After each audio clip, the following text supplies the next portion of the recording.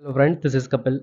तो आज का हमारा टॉपिक है चेतना के क्षेत्र की यात्रा, जो कि दाजी महाराज ने लिखा है।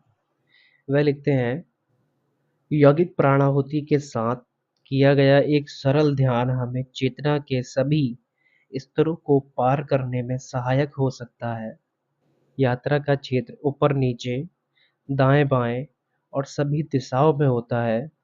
अतः जिस तरह एक व्यक्ति जिसे चलने की आदत नहीं होती, ऐसी ऊबड़-खाबड़ राह पर यात्रा करते थक जाता है, उसी तरह वह व्यक्ति जो अधिचेतना और अवचेतना के स्तरों के उतार-चढ़ाव का आदी नहीं है, वह थकान महसूस करता है और इस राह को बहुत कठिन समझता है।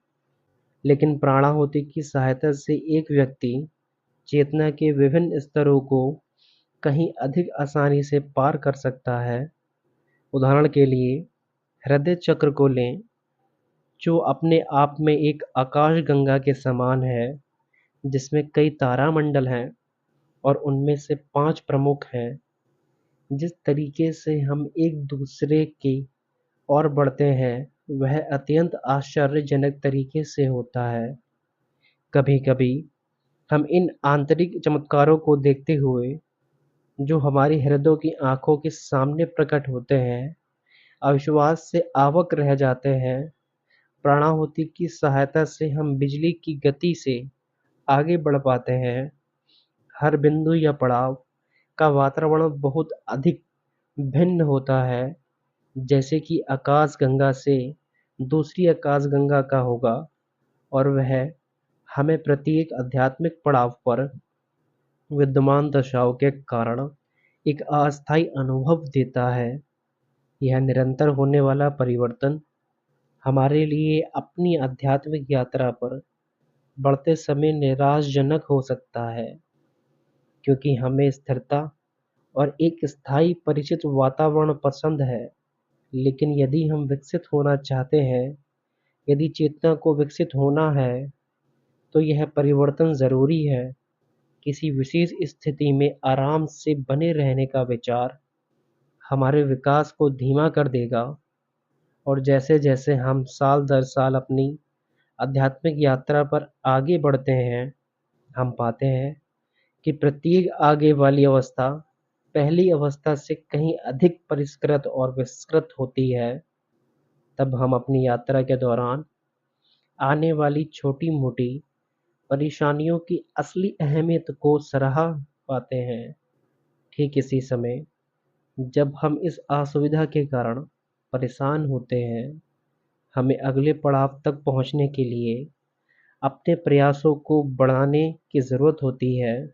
यदि हम इसे अपने आप कर पाते हैं, तो यह हमें अपनी आध्यात्मिक यात्रा में अधिकाधिक आध्यात्मिक स्तरों को पार करने के लिए सशक्त बनाता है। एक योग्य मार्गदर्शक से हमें सदैव सहायता प्राप्त होती है, जो आध्यात्मिक अवस्थाओं को पार करने में निरंतर हमारी सहायता करता है, और यह सहायता हमारे लिए अधिकाधिक आवश्यक होती जाती है।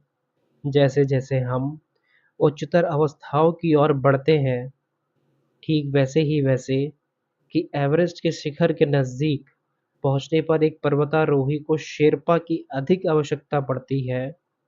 शेर्पा उसे कहते हैं जो माउंट एवरेस्ट पर चढ़ने के लिए किसी भी इंसान की मदद करता है एज अ गाइड। हम इन अवस्थाओं के आंतरिक सौंदर्य को अधिक सराह पाएंगे जब हम उन्हें स्वयं अनुभव करेंगे। इसे केवल पुस्तकों में पढ़कर जानना या कल्पना करके समझना पॉसिबल नहीं है, संभव नहीं है।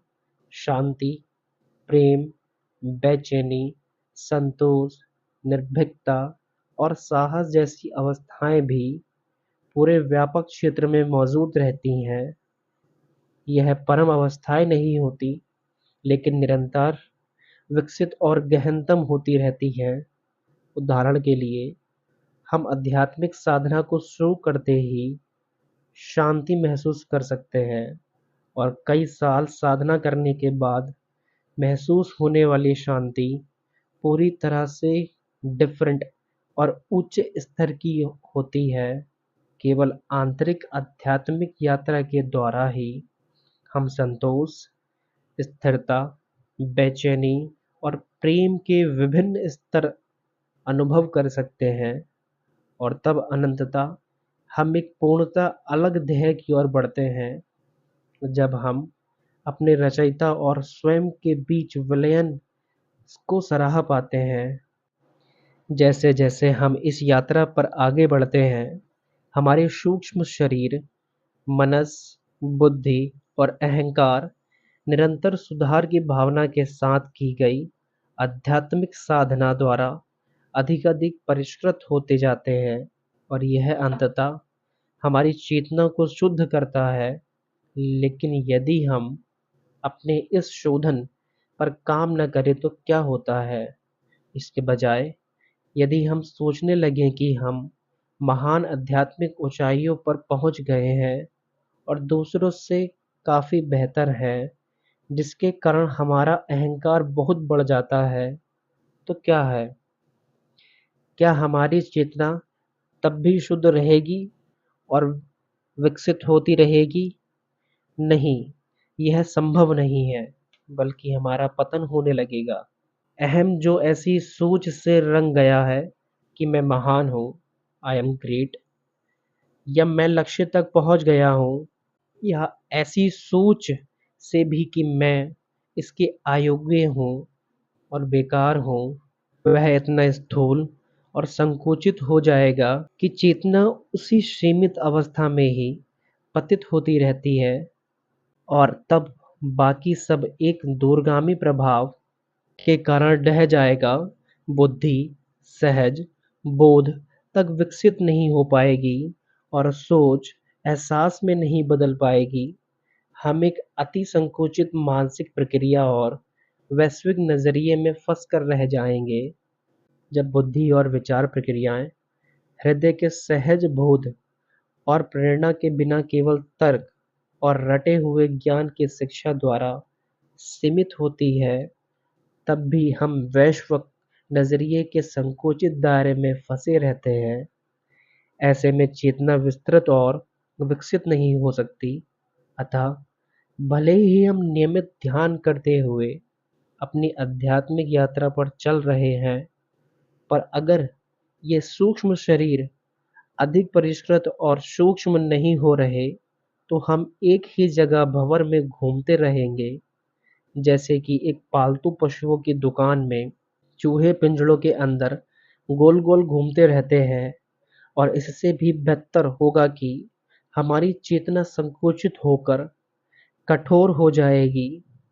यह चट्टानों और खनिजों की चेतना की तरह ठोस और सघन हो जाएगी, और इस फीकेपन के युग में तामसिक चेतना कहते हैं। तो हम इन खतरों से कैसे बचें? पहला तरीका कि प्राणाहुति के साथ ध्यान करना।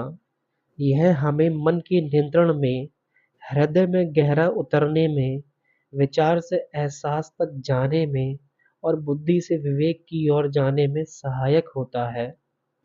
दूसरा तरीका, उन आदतों और प्रवृत्तियों को सफाई की प्रक्रिया द्वारा दूर करना जो हमें एक संकुचित वैश्विक नजरिए में अटकाए रहती हैं और जो भूतकाल की अंतर्निहित छापों के कारण बनी।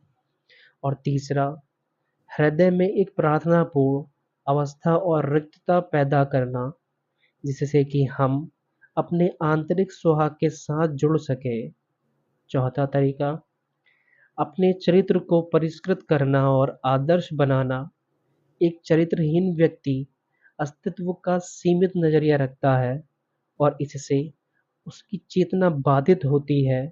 वह चोरी करता है, झूठ बोलता है या धोखा देता है, क्योंकि वह अपने रास्ते से, अपने केंद्र से भटक गया है। वह केंद्र से दूर हो गया है। जो व्यक्ति केंद्र से दूर हो गया है, वह चेतना के क्षेत्र को आसानी से पार नहीं कर सकता। निरंतर सुधार जरूरी है। जब अहम एक घमंडी नजरिए के रूप में प्रकट होता है कि मैं सबसे उत्तम हूँ, मैं सबसे महान हूँ, मैं जानता हूँ, तो वहाँ सुधार की कोई गुंजाइश नहीं रहती।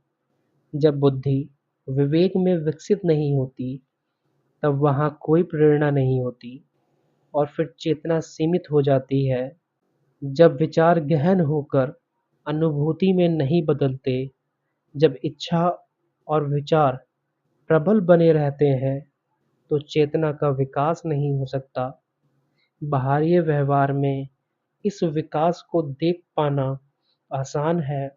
उदाहरण के लिए, जब हम भावावेश में होते हैं, तो हम केवल अपनी इच्छा पूर्ति में रुचि रखते हैं, चाहे वह कितनी ही श्रेष्ठ क्यों ना हो। जब करुणा हावी होती है, तो हम दूसरों के भले के लिए अपनी इच्छाओं को त्याग देते हैं। यहाँ चेतना स्वतः ही विस्तृत होकर दूसरी प्रवृत्तियों को ढक लेती है। हमें जैसे-जैसे मिलता है, हम अधिक-अधिक देते रहते हैं। यह हृदय की उदारता है। अतः ध्यान दृढ़ निश्चयी लोगों के लिए है, जो दूसरों की अपेक्षा तीव्र गति से विकसित होना चाहते हैं। इस शोधन के लिए सभी प्रायोगिक साधन उपलब्ध हैं, बस हम में इनकी चाह होनी चाहिए।